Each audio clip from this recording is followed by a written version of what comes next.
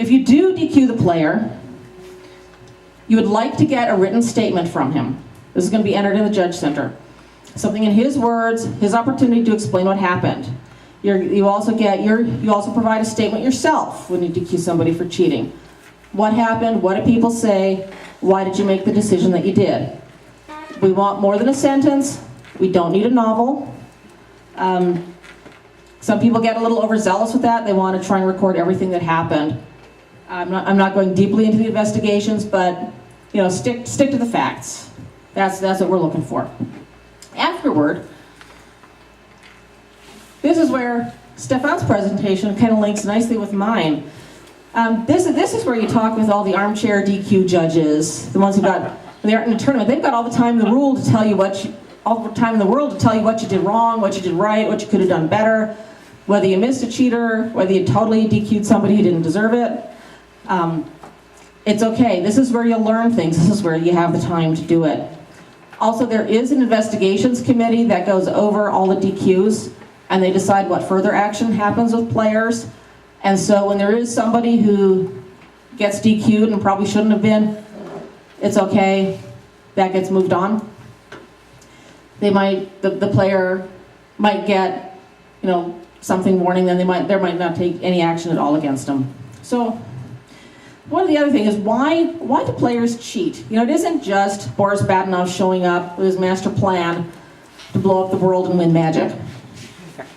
Players will cheat at anything when they do cheat. They might cheat at F&M. They might cheat at pre-releases. Everybody has a tendency to cheat a little bit somewhere in life.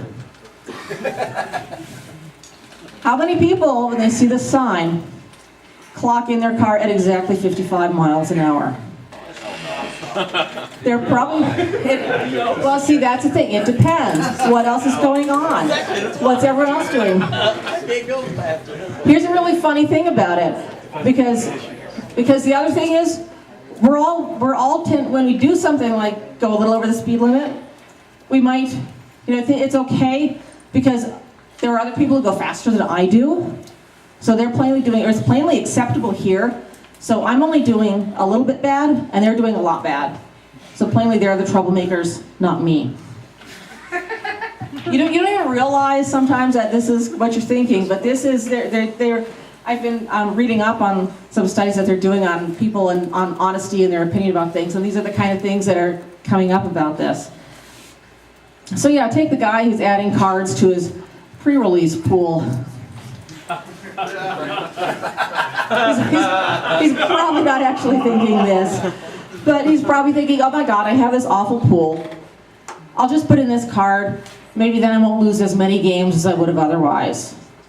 So from his point of view, he's not sounding like he's the bad guy. He's not sounding like he's trying to screw people over. He's just trying to make his own day a little better. But when you make your own day a little better in Magic, you're making somebody else's day a little bit worse. But as human beings, we're a little egocentric. We tend to think about it in terms of us. This is what is going on in people's brains when they decide this opportunistic thing. And it can be a really terrible, terrible temptation. Like you're playing against an opponent who kind of, has this tendency to display his hand to you. Again, I'm not saying that you personally would do any of this. I just want you to get into the head of somebody who is opportunistically cheating. Do you look at the cards that he has in his hands? Do you see what he's got and play around him? I mean, plainly it's his own fault for exposing his cards to you. There's no rule that says he can't do that, so plainly he must want you to see them. That's the kind of thinking that you go, so when the person is playing around them, because he's looking at these extra cards without calling a judge to say, or just telling his opponent, hey dude, hold your cards up where I can't see them. That's what everyone in this room would do, right? Nod, nod, nod. No. Yeah. Or the other kind of justification is, well, he's got to learn how to do that sometime. This will teach him a lesson. Maybe then he will learn not to do this.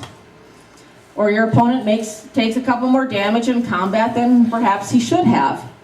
Well, That's his own fault. He needs to learn how to do this. Maybe I didn't know something, and plainly it's his own life total. He should be keeping track of it.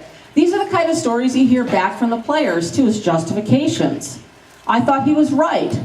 I thought I must have missed something, and I just did what he said. I didn't do anything wrong here. He's the one who did something wrong. I was just this innocent bystander who just wrote down the life. It's usually an investigation, something turns out that you can tell he knew full well what happened in combat, how much damage, and where it was going.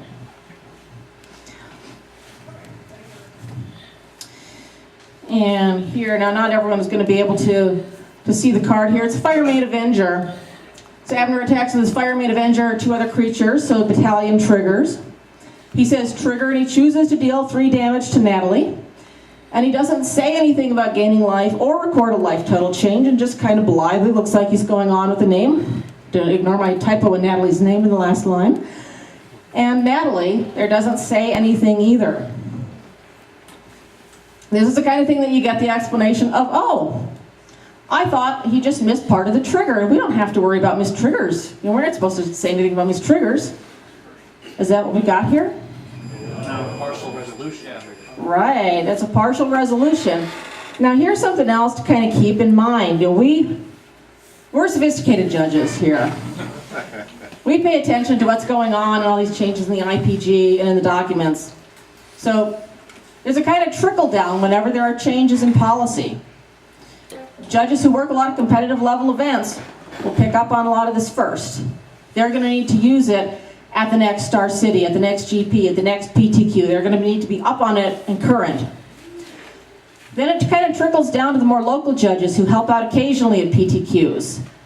They might not be at that very first PTQ after the rules change, but they'll soon be there and they'll be up on it, you know, maybe in the next 6 to 9 months, depending on how often they judge those events. Some players will read all the stuff on the Wizards website, and they'll try and be up on this as much as possible. But a lot of times these don't kind of sink or catch in until you or someone you know actually deals with the new policy. And high-level players a lot of them try and keep up on this, and they might ask things about it and know about it first. But it trickles down among the players when it actually happens to them or somebody they know. And not everybody is making these errors all the time. So players might actually realize how the policy works maybe a year out from when it changes is when it finally trickles down to hit them. So that's in here talking to Natalie. What kind of player is she? How long has she been playing? Is it plausible that she doesn't understand this and just needs the explanation that this is a game rule violation? Or is this a situation where there's a mistake that's been made? There's some advantage to her? She's not saying anything about it. She's kind of hiding this, letting it slip, not bringing it to the attention of a judge. Could be a DQ. May or may not be. I can't tell you how to read people in an investigation because there is no foolproof way to see inside someone's brain and see whether or not they did it. You got to do the best you can. It's really super easy for the opportunistic cheaters to cheat. They aren't coming into your event like Boris Badenov. It could be any Joe Blow off the street, and you never know who it's going to be. But my advice to you is watch out for the game rule violations that occur. Are they plausible? You don't need to investigate every single one. Good Lord, that would make PTQs take forever. But think about it.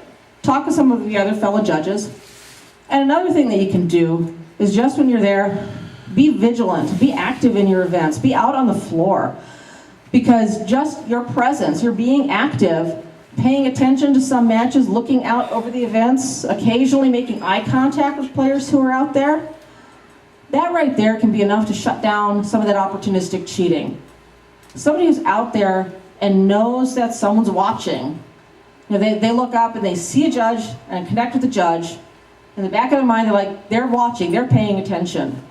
We can do a lot of prevention just simply by being there, being active, being involved.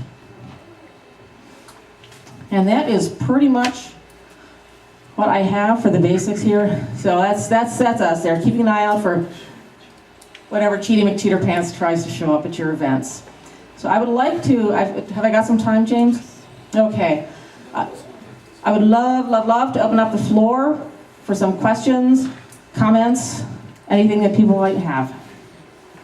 So going back to the draft topic that you were discussing, whether or not it's collusion, a player is giving free information for other players, whether or not it's his friend or not. I don't think it qualifies as collusion because they are not setting up anything.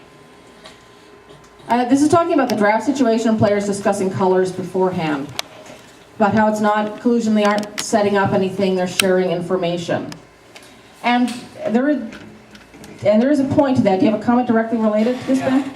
Go ahead. I was going to say, if it's random seating, there's nothing you can do about it. If you're letting the people at your local FNM choose their seating and they're sitting next to each other, you do have collusion. Yeah.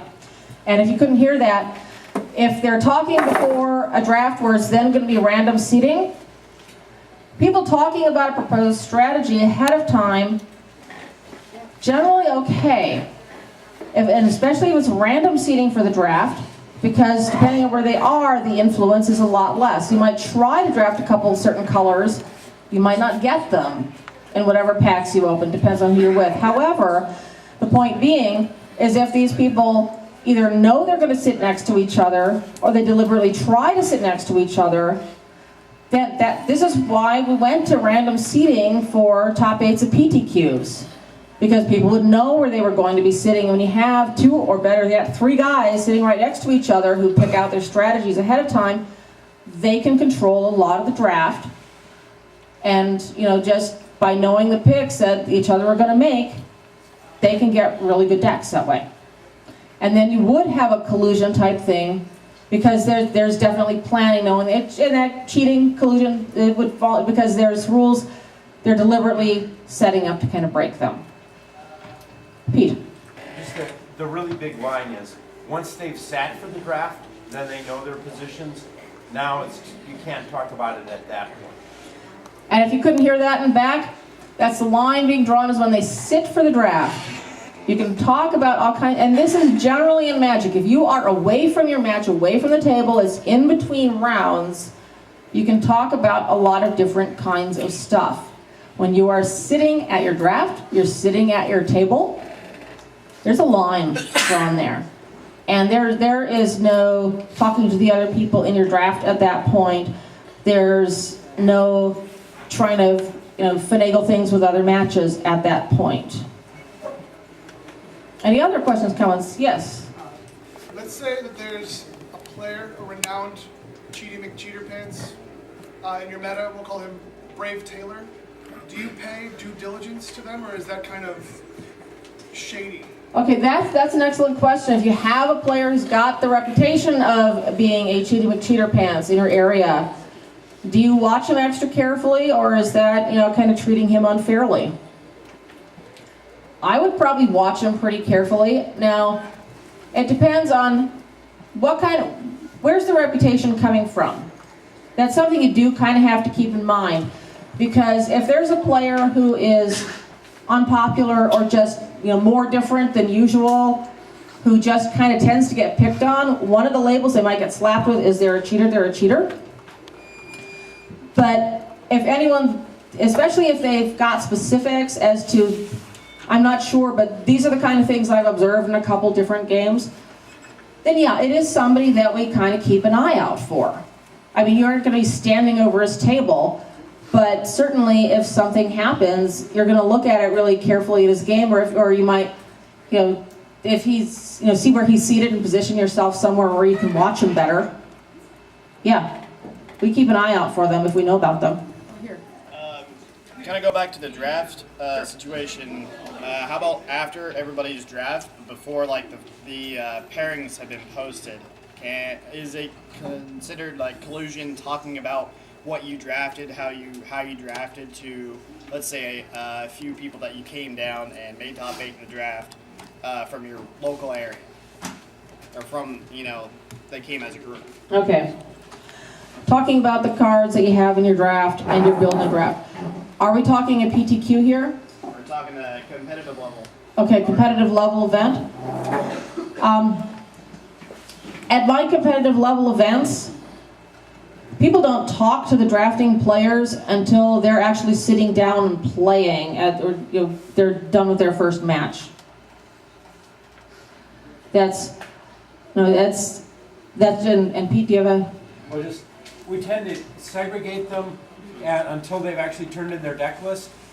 And I think the reason for that is more, those players probably know they're not supposed to get advice and stuff, but the people who would wander up and talk to them and their friends tend to not think about that enough, and so there's a lot more problem with the spectators giving unwanted advice.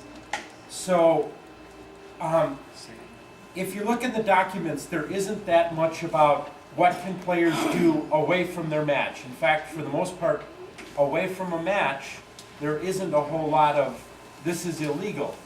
But there's a lot of what you can do as a judge just to keep from setting up a situation where you might have to start dealing with outside assistance. Yeah, that's a big thing, is you'd be walking down the outside assistance line there, either getting or giving or finding out information about the other people's matches. So, from my point of view, prevention is just the easiest way to handle it at first.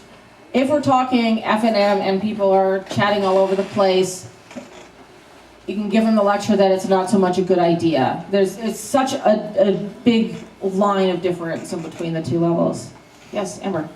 What do you do in a situation where you went through a small event, it's like you and maybe one other judgeling that you're kind of training, you ended up with way more people than you meant to, you didn't have enough judge coverage for it, you find out after all the results are in, after the tournament is over, that you had cheated? Okay, the question was, you and your overworked judgeling are working an event where you get many times more people than you were expecting. You pull off this fabulous event, and you find out afterwards that you had a cheater at the event. Well, how do you find out that you had a cheater? You might hear about it from somebody reporting it to you. You might see it posted on Facebook. Somebody might kind of helpfully link you to that. Somebody might write an article telling about how it happened. I mean, Our cheater told us that she did it. Or you might have the honest cheater who tells you that you cheated. Okay, that makes it a lot easier. New player traded cards during sealed pre-release. She would not be the only player who's ever traded cards during a pre-release. She didn't. And if you are confident that she was clueless and just plain didn't know, she didn't know she was breaking the rule, take the opportunity to say, hey, look, this is really bad. We're having a good, frank discussion here, but you know how lucky you are? You miss being DQ'd by like this much.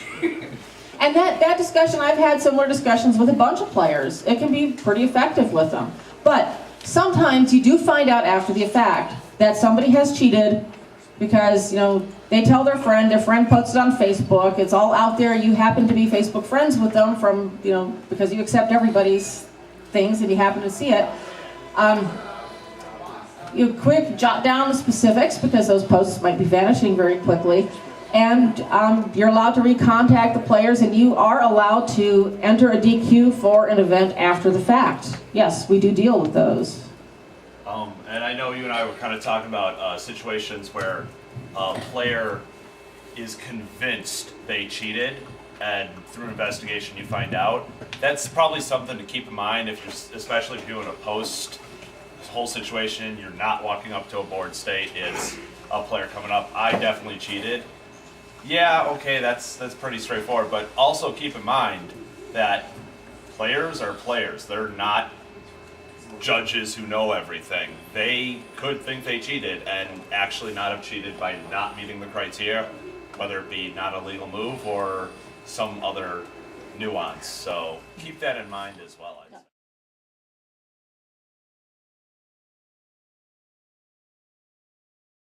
Drafting who's been suspected of cheating, consistently good decks, high numbers of cards. So they set up a draft of players on either side of him to pay attention to what it was they were drafting. Something in the immediate here and now you can sometimes do. Pete and I once caught a cheater this way. He was sitting between us at a draft. This is way back. This is Invasion Block. I was drafting, yeah, we've been around a long time. I was drafting this really awesome red-black deck, and I was talking with Pete about it afterwards, and he was also drafting a red-black deck. And then we played against the kid who was sitting in between us, and we're like, did you pass him that terminate? I didn't pass him any terminates. I didn't pass him any terminates. Well, how did he get that? And he had like a better red-black deck than either of us. We got that one. One more question. Okay, I can take only one more question, and then let's talk throughout the rest of the event if you've got other behind you, Pete. You and yeah, yep. I have a question. We have a kid that plays in our tournaments. He plays like a 75 card deck, and at first we thought he was top decking, set his deck up, but he's winning constantly within the first 3 or 4 turns with a 75 card deck. So we're thinking he's playing with more than he needs of each card. He's not playing like 5 or something, like I heard happen in a GP trial or something a couple weeks ago.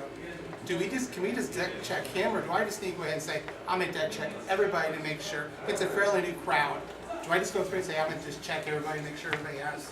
Because we do every once in a while have kids come up just playing a card that wasn't in 12, wasn't in 13. Okay. This is a question. Somebody with a kind of suspicious deck at your local event where you wouldn't normally be doing deck checks. Can you just deck check that kid without deck checking everyone in the event? Sure. In fact, if you want to make it a little subtle, you can say you're deck checking both players. You just want to keep it, you can say you just use an excuse like I want to keep in practice of deck checking, or I'm interested in your deck or whatever. Yeah. He can't win against everyone else loses to him except for when I play. And that's because I watch him really closely. And he always loses when he plays against me. He's terrible. He can't do anything. Yeah. When he's playing everyone else, it's like boom, boom, boom. They're dead within 2 Yeah, games. that's start out, or even ask them sometime. Hey, can I take a look at your deck? No. Yeah. Well, as a judge of an event, you have concerns. You are allowed to take actions to kind of take a look and see what's going on. Well, I'm sorry we didn't have yet more time for questions. I hope that you all enjoyed this and this was helpful to you. Thank you so much for being here.